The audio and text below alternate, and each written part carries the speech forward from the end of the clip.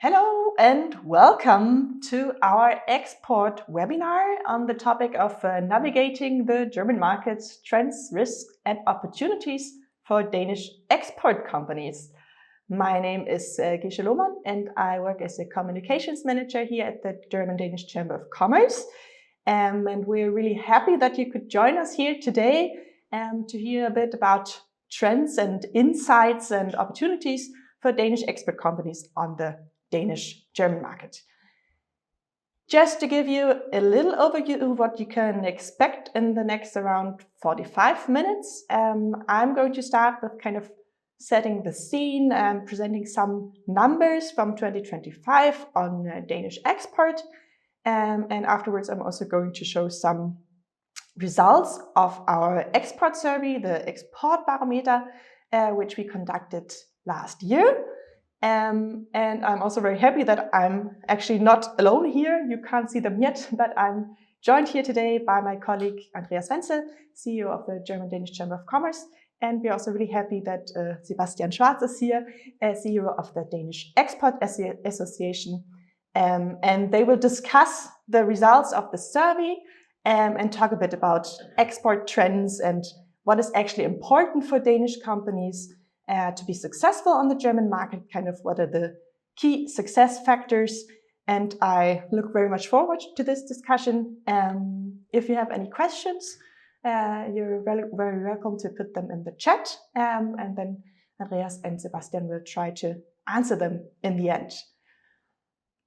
Yeah, that being said, let us start kind of in order to provide a good basis for our discussion. I just brought along a few few key figures on the Danish exports in 2025, with a focus, of course, on the German market. As in recent years, Germany remains Denmark's second largest export market, and Germany's share of Denmark's total exports in 2025 has fluctuated a bit between under 11% and just over 12%. And if we compare the numbers from December 2025, Germany's share of Danish exports in total was 11% compared to the US with 18% and Sweden with 7%. If we look at the development of Danish export figures in 2025 compared to the previous year, so 2024, we see that the exports in total have increased by 3.4%. That's in the middle. And if we look at the Danish exports to Germany specifically, we see that they increased in 2025 by 1.8% compared to the previous year. And we have, in comparison, just some other exports to other countries. And we see that the European average was 4.7%. So the exports to Germany increased, but it's a bit below the average to other European countries. If we take a closer look at what is actually exported from Denmark to Germany, we see that food and beverages continue to be the largest product group in 2025, with a slight increase by 0.2% compared to 2024. But we also see the largest increase in exports in vessels and aircraft, nearly 50%. That's the last column there to the right, as well as chemicals and related products, where we see a plus of 24%, mineral fuels, where we see a plus of 21%, and, for example, manufacturers' goods, where we also see an increase of almost 15%. On the other side, we also see a quite sharp decrease of almost 19%. That's the number in red you see here, in Danish exports of machinery to Germany. So it's a bit of different numbers for the different products, and I think Sebastian and Andreas will also pick up on this later in our discussion. Yeah, that being said, just a quick overview. Now I would like to continue with our export survey, our Exportbarometer. That's a survey we actually conduct every year as a German-Danish Chamber of Commerce since 2012.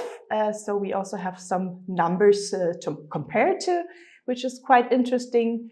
And last year we conducted the survey between the 22nd of October and 21st of November. So this is the period where people answered our question. The survey was sent to around 3,600 directors and export and marketing managers at Danish companies.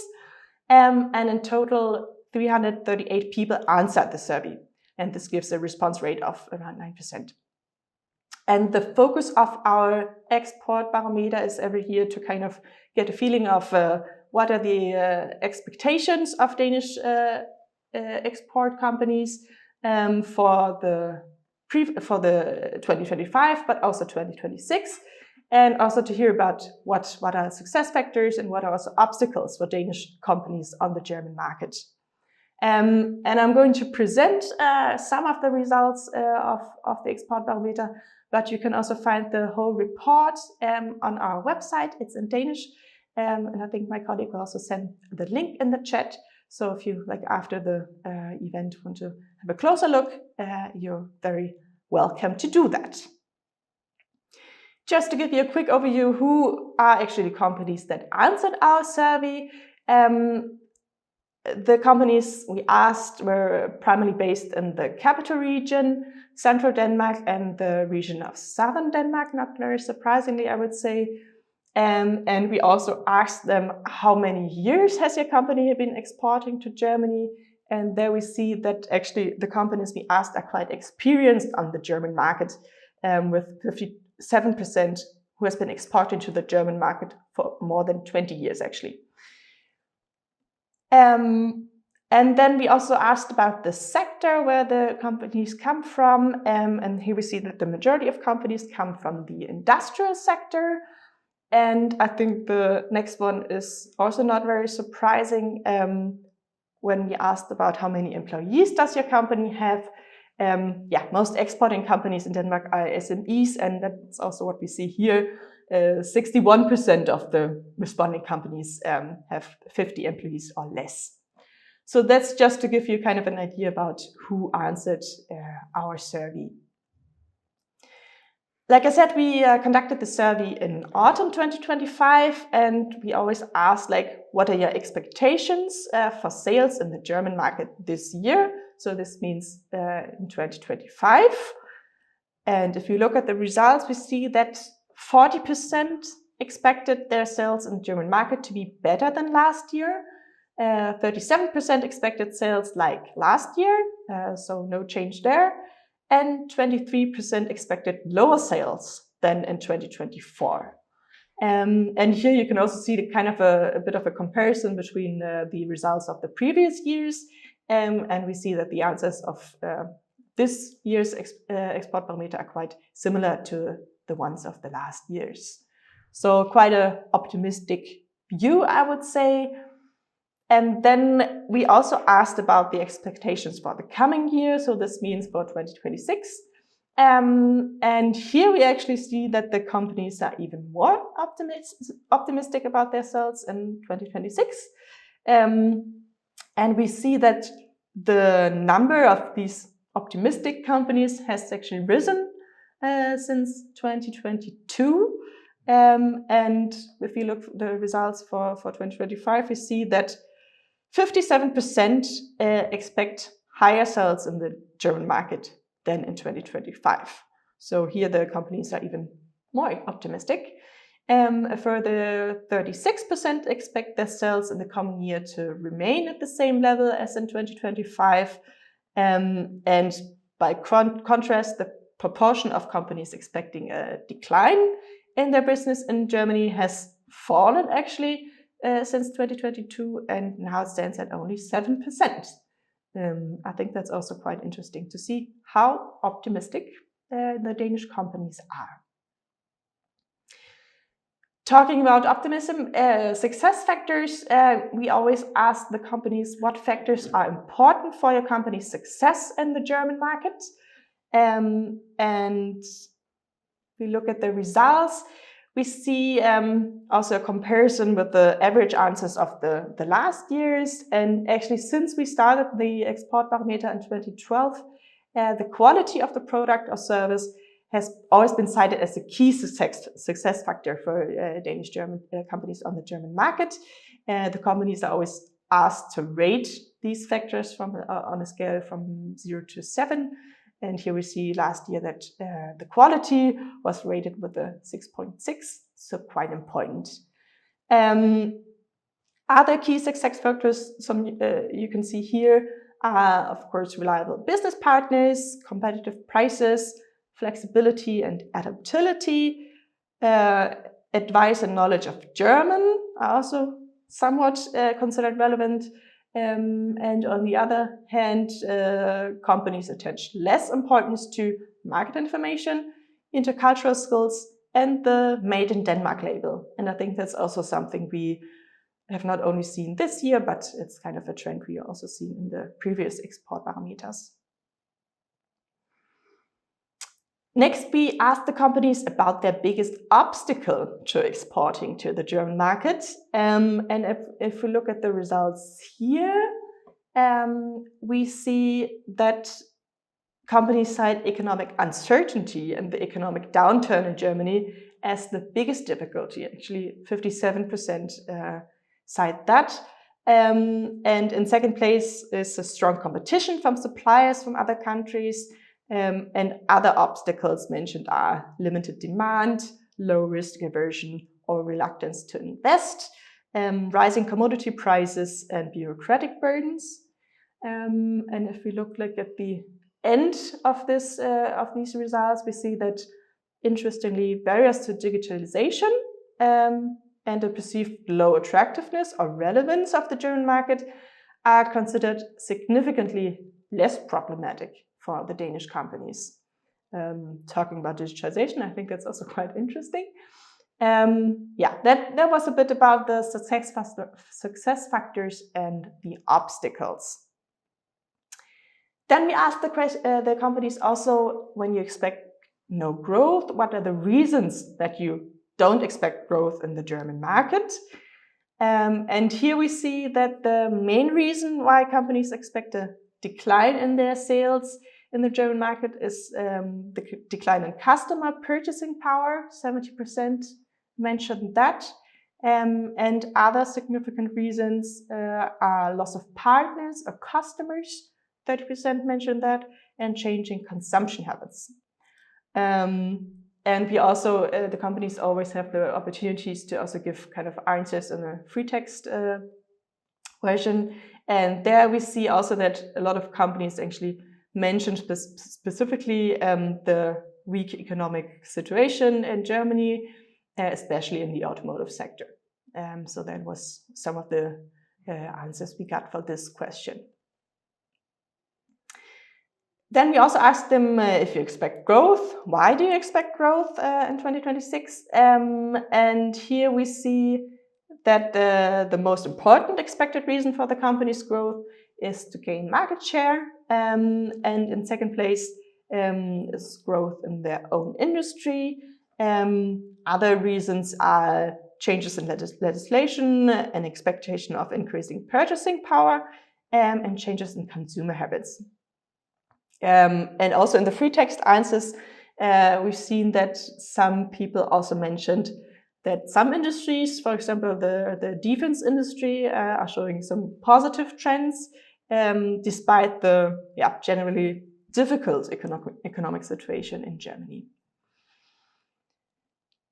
And last but not least, we always ask the companies, how attractive is Germany as a business location?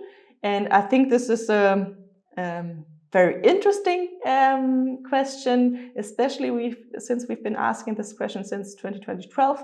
So you can really see a good trend. How has the answers of the companies changed in the last years? And here we see that Germany's perceived attractiveness as a business location has declined in the last years. And the proportion of those who consider Germany less attractive reached actually 28% in 2025. And this is the highest level since we started the Exportbarometer in 2012. On the other hand, the proportion of companies that perceive Germany as more attractive is falling further and now stands at 20%. And around half of the companies considers Germany attractiveness to be unchanged.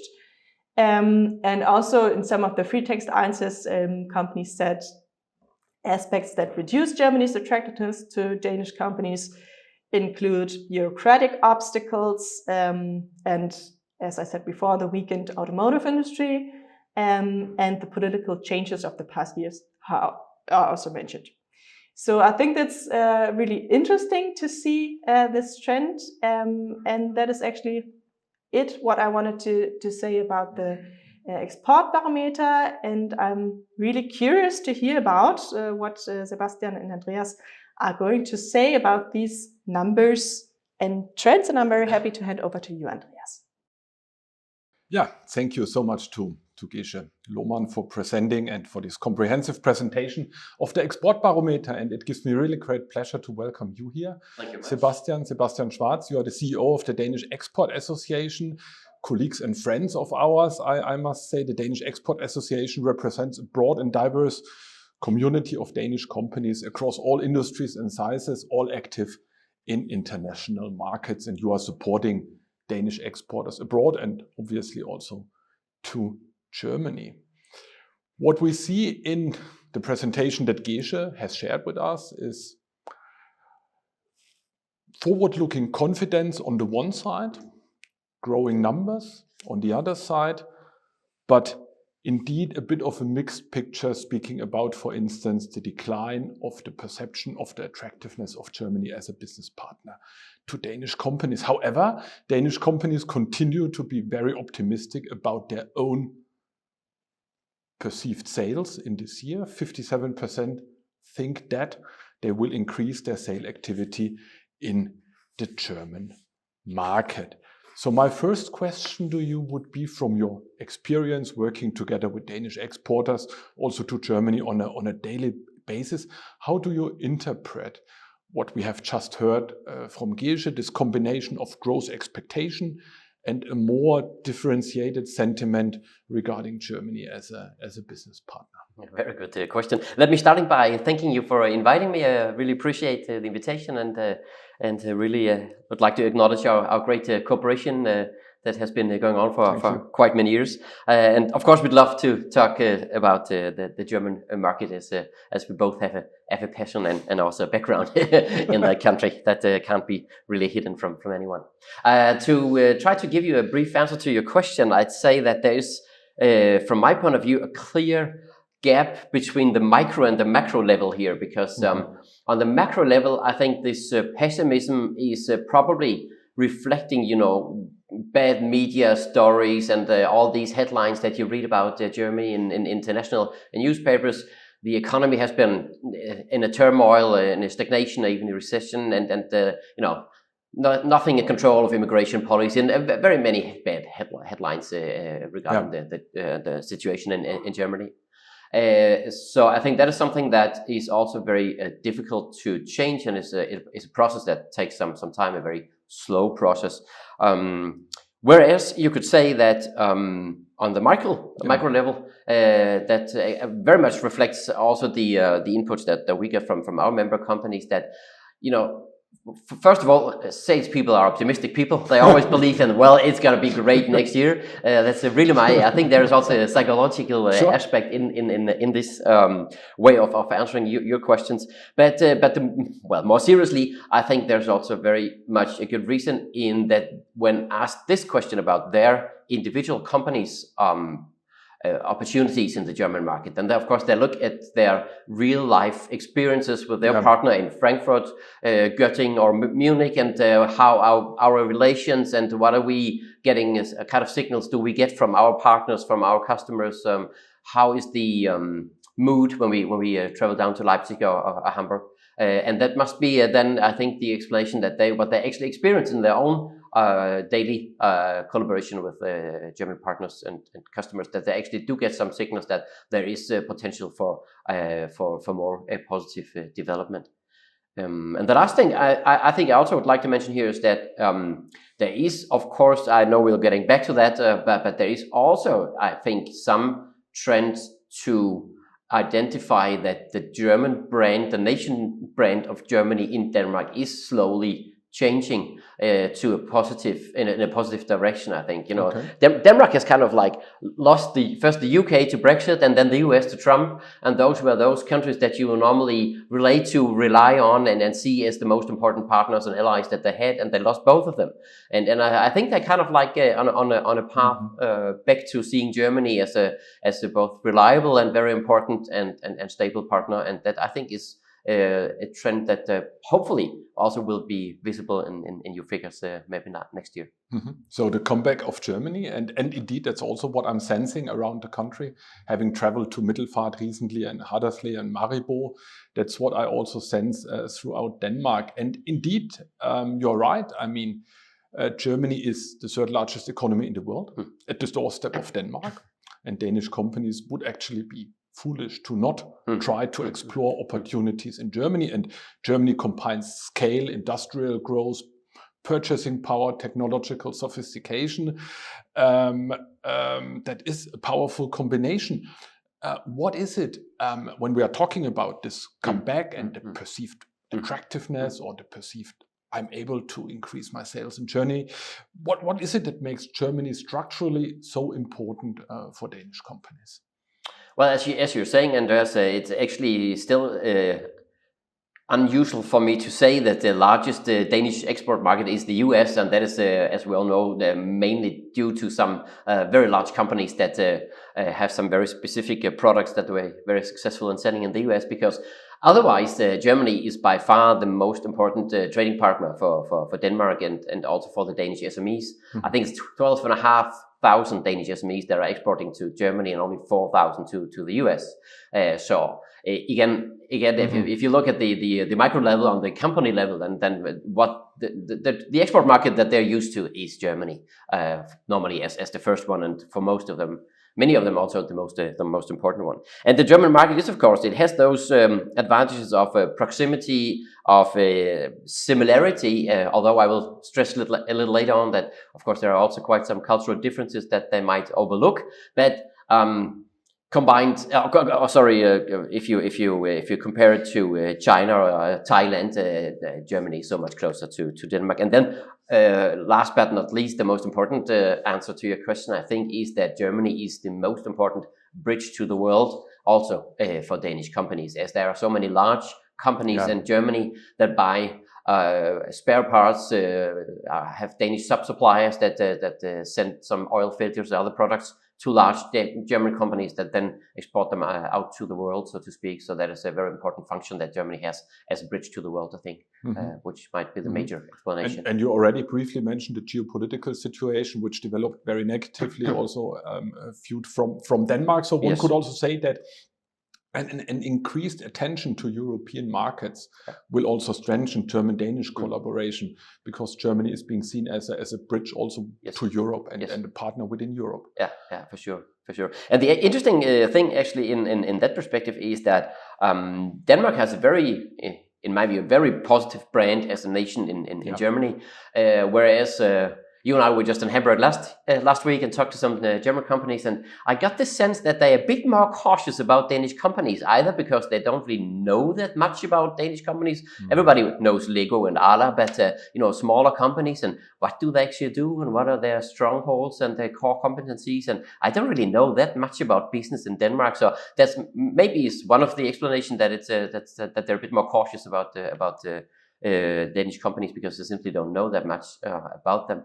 And the other way around, if you ask me, I just figured that out this morning when thinking about our talk here today, that I think it's kind of the opposite, actually, if you take the other view from the German side to Denmark, where you have this extremely positive brand of Danes as cozy people and hygge and nice guys and very friendly and open and flexible, and you could keep on all those plus words here.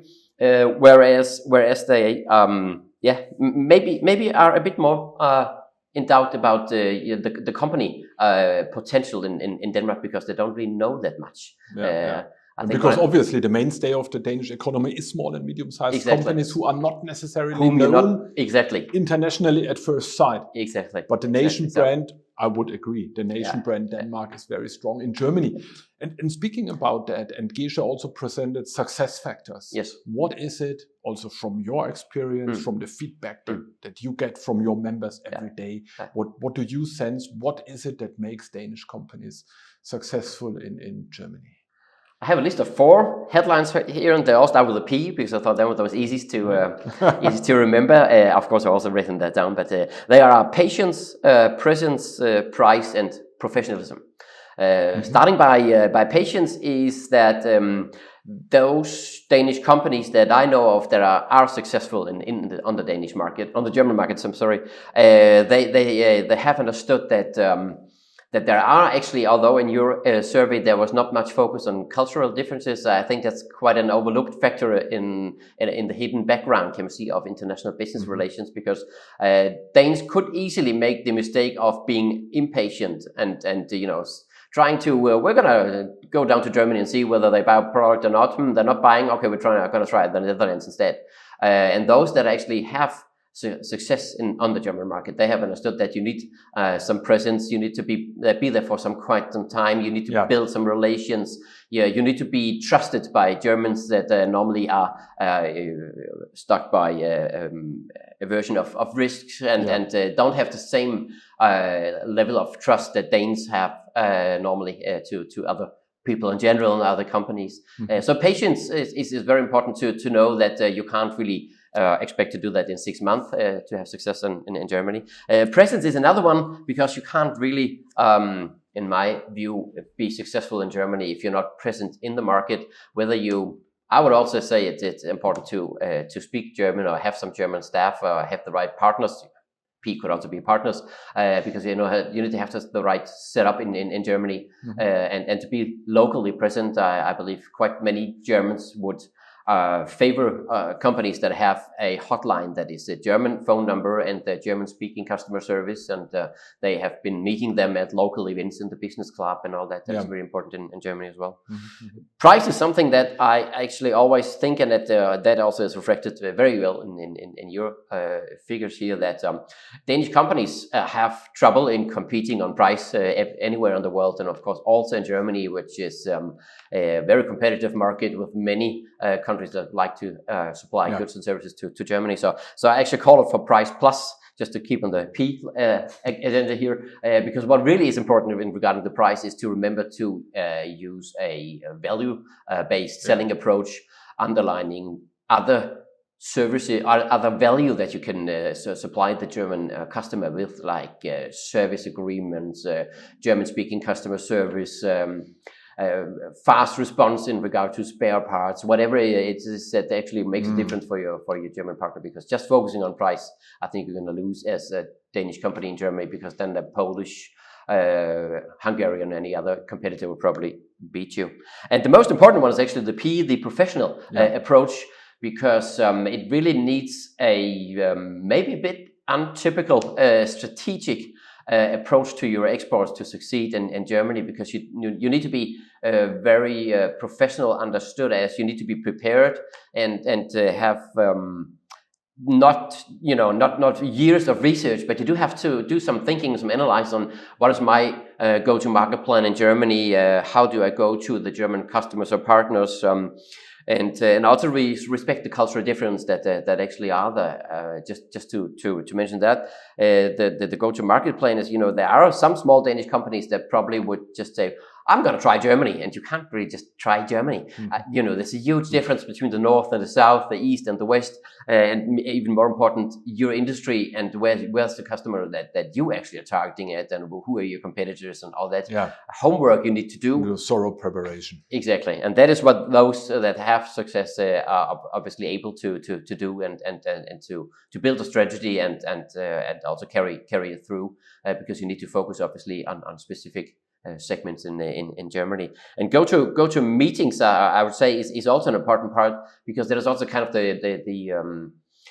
preparation that you need to be good at in when preparing for whom am I going to talk to. It's not just one person. It's not just the purchase department. There's also the finance director. There's the managing director. There's technical and logistics people, and you need to convince all of those. And need to figure out what is actually important for all those persons that have to not to changing maybe a let's say a Swiss supplier with a Danish one that demands quite a lot of a German company. So they really need to be persuasive there and well prepared to convince quite many actors in your potential customer organization. Yeah, and this all goes together at the end with quality, because professionalism doesn't work without quality, and the other way around. And this is also what is being stated in our survey, and I would say this is synonymous to what you also mean by professionalism. Didn't start by a P, that's why I didn't take it. That's clear. I totally agree. And this is where the success comes from. This is where also Danish companies are very optimistic about continuing to win market shares. This is also what I found quite interesting in this survey, that it's not just because of the industry is growing, because there's growth in general, but we see rather an economic stagnation, hopefully picking up growth in Germany this year. But Danish companies are actually able to win market shares. And this is what I think is a very strong argument in favor of Danish companies going to Germany. But that was the success factors. And we also mentioned a bit obstacles.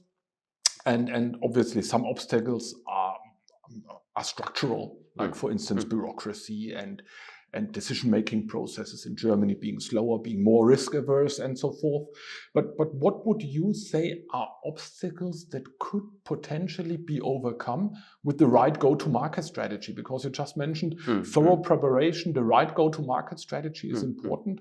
What could that be? How could I overcome obstacles with the right go-to-market strategy? I think the major obstacle that should be manageable is market complexity, understood as the German market is complex, and that you have to recognize that, you have to embrace that in your approach to Germany, and if you then do your homework and prepare a strategy that actually is targeted at a specific segment, maybe a few companies that actually might be relevant for you, to focus on and identify who's actually important for me, then you so to speak decomplexify the market in Germany, and you need to really to dig down deep to find the relevant partners or customers for your companies, and then how you would could convince them. The question of purchasing power concerns that also were mentioned in your survey are of course a bit more difficult, a bit more on an overall level. But of course you could also say that you might be able to find a workaround by then finding the right customers that do have a purchasing power, because I think that's something that sometimes also confuses the picture of Germany quite a bit. When you look at the overall figures, we all agree that there has been no growth in Germany for the last 3 years, which is no good news for everyone or for anyone. But there is still a lot of money in Germany. There's a lot of well-driven business. There are very many innovative companies that expand and that are interested in new products. So you just have to find them. It's the overall level that looks bad. We're looking once again the macro level that is a bit problematic, so to speak, also here. But on the micro level, there are plenty of, especially in the south, which is also a point that always is relevant for Danish companies. It's quite easy to start your car and drive to Hamburg, but whereas the biggest potential financially is obviously down in the south and in the Bavarian and Baden-Württemberg areas. Yeah. Interesting, and I like what you've mentioned, that you must decomplexify. You must make it simple and right for you, and also get the right focus. Yes. And potentially the focus is Hamburg, potentially the focus is Bavaria, potentially the focus is a different segment or other customers and partners to work with, but find your right approach and have the right go-to-market strategy. We also mentioned, and Gische presented obviously different industries and sectors and how they how they performed last year compared to 24, and not surprisingly so. We obviously have a lot of Danish suppliers, sub-suppliers of the German automotive industry, and this is a sector that is actually facing obvious challenges. There's other sectors who are performing better, and I know that as a Danish Export Association, you have industry clusters across different industries. If we dig a bit deeper into Germany, which sectors do you currently see that Danish companies have specifically positive opportunities for the future? I think that's a very good question, and yeah, what we can see is that all what is related to green energy transition is a Danish stronghold, and that is also, although the German government also maybe has reduced the level of ambition a bit. In regard to sustainability, there is still very strong support to become greener, and there are quite some amazing examples. I think the North Sea Summit and the energy island Bornholm is something that I think sounds really like an interesting and very closely integrated, also a common project between Germany and Denmark, and that is also where we do have hundreds of companies that are suppliers to this green energy sector, which I think is really interesting. Then there's also everything that is connected to automation, digitalization, that of course also are, I think, quite some core competencies in Danish companies. The food and the health tech, life science industry is also quite, I think, still interesting for Danish companies, and then there is, you have already been mentioned. I think also Gesche was already mentioned, the defense sector that is on a very sad background, a huge business opportunity, so to speak, and that is just about to evolve. I think, as far as I know, the German automotive industry is actually sending thousands of employees over to the defense industries that is lacking them. And I just read in the German news yesterday that even the largest German business association had nothing but compliments to the German government as regarding to to getting these all these funds out to work, like the Danish Prime Minister buy, and the German government is exactly doing the same. They're pumping money out for boosting the defense industry, and that is also something that we noticed, that many companies from actually many industries do see a potential in the defense sector as such, and especially also, of course, in Germany.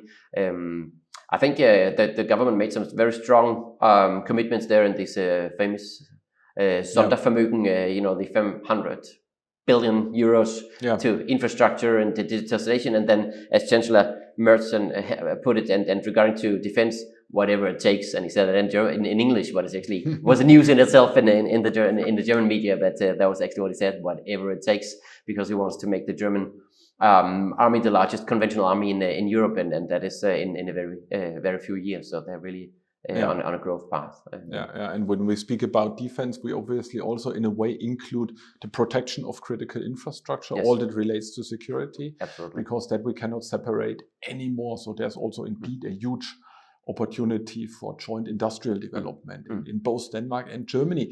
But one could say, and from what I hear from you, is that actually also the challenges that Germany is currently witnessing, undergoing this transformation. How do we achieve sustainability and competitiveness at the same time? How do we get more digital? How do we ramp up our capacity in terms of security and defense and so forth? At the end of the day, how will we become more resilient and future-proof? So in all of these challenges or tasks for Germany, Danish companies and also then potentially Danish exports fit in very well. Could one say so? Absolutely. There's absolutely no doubt about that. I'd say there's a very well match between, I think, some of the very well-known Danish expertise areas and the demand in Germany. I totally agree on that.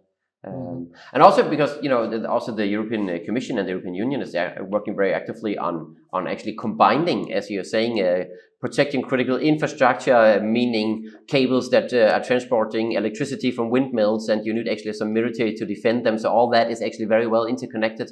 It might also be cables for internet cables for digital collaboration. So that is actually quite closely connected. The sustainability, digitalization, and also actually the defense aspect in it.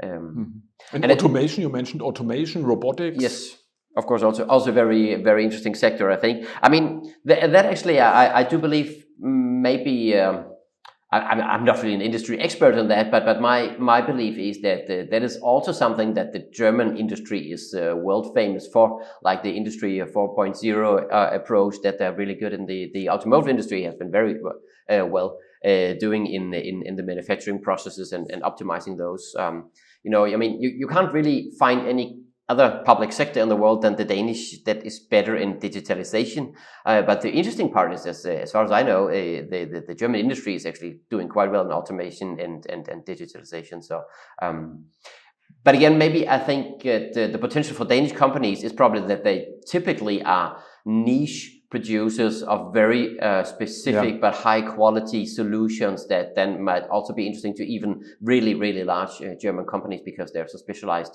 and so well designed for the purpose.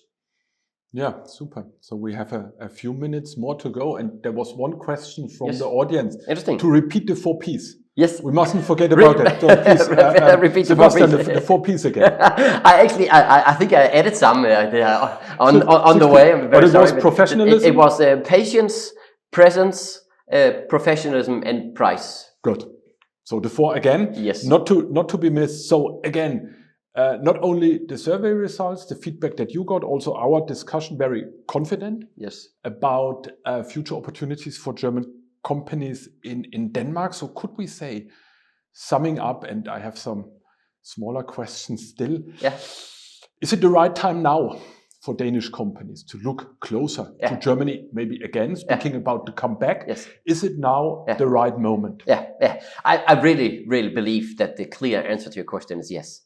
Because I really do. Why?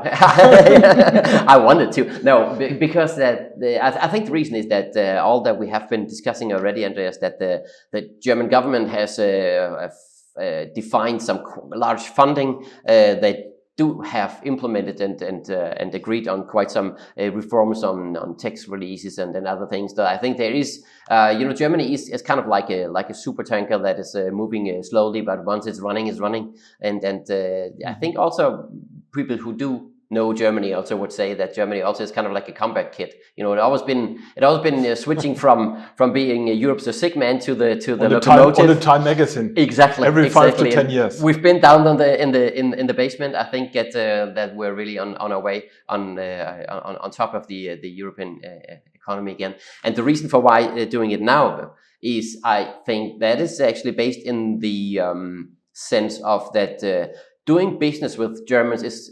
Here's the patience again, is nothing that you do overnight. If you want to be relevant for some larger projects in southern Germany in 1.5 years' time, then you need to be there now. You have to build some relations. You have to be present locally, speak to local business chambers, get your brand well known in the right circles. Because once the opportunity arises as such, it is too late to start your approach to Germany. You need to be there now to build up for being relevant once the money is coming, so to speak. Yeah, and obviously we now have Danish companies, and we have seen that also in the survey, who are doing business with Germany, obviously, 20 years plus, and that's clear. And there's obvious reasons for that. There's also newcomers. So there's companies who are actually potentially looking into deepening their engagement they already have. There's companies who are starting up. So what should companies prioritize to secure growth in 26 in Germany? What should be the kind of like start with the go-to-market strategy now, if we agree that yes, the time is right, because the fundamentals are fantastic, and Germany is indeed showing signs of a recovery, at least slowly. Yeah. So what should be the priorities? What would be your advice to Danish companies already active or not yet so active on the German market? What should we be doing now?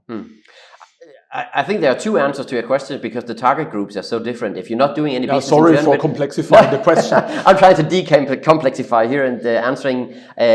We do have, as I said, 12,500 companies that are already are active on the German market to a very varying degree, I'd say. But of course, there are also quite some successful Danish companies in Germany. And I think what they should do, obviously, is to go all in because I think that there are.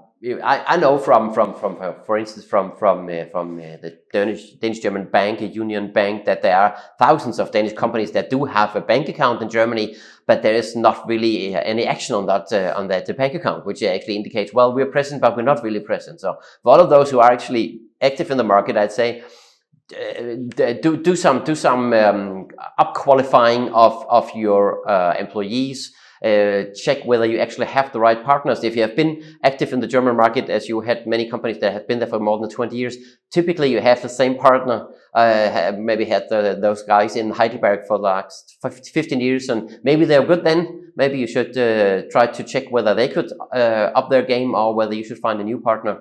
So it's I think you need to. I think the short answer is you need to invest some resources in order to be ready for growth. And stop doing business as usual and invest in the future. Mm-hmm. Thank you so much, Sebastian. So one could say, better be ready for growth. Yes. In Germany. And it looks like Danish companies are, because indeed 57% again. Yeah, and I always love Danish optimism, I must say. And it might be salespeople, it might be because they are Danes. Might be some culture issues as well. 57% are actually saying yes. Yes.